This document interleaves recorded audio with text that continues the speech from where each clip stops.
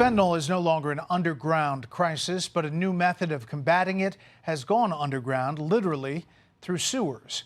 Communities around the country are now exploring how sewage testing can help track where fentanyl and other substance use are surging. Correspondent Alexandria Hoff shows us tonight. From the depths of a less than fresh scented tank, a snapshot of public health is collected.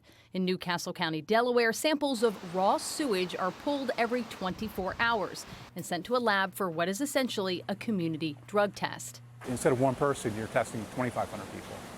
Untreated waste reveals where harmful drugs like fentanyl are being used and at what rate. The data is even capable of detecting when other substances have been laced with fentanyl. They're flushing it down a toilet. And then eventually, as that sort of supply starts working its way through the community, you then over the next week start to see the opioid overdoses manifest because people were consuming fentanyl that they weren't intending to consume. The testing company BioBot Analytics gained steam during the pandemic, tracking rates of COVID-19. Last year, the company's focus returned to the opioid crisis.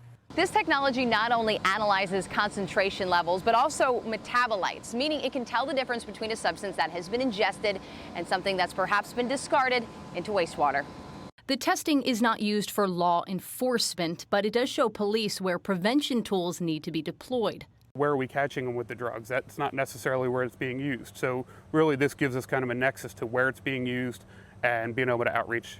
The idea is catching on elsewhere. Virginia's health department is also set to begin a statewide wastewater testing plan. I think it's a no-brainer. Newcastle County Executive Matt Meyer predicts that this testing will help residents realize that fentanyl is every neighborhood's problem. It takes some of the biases out.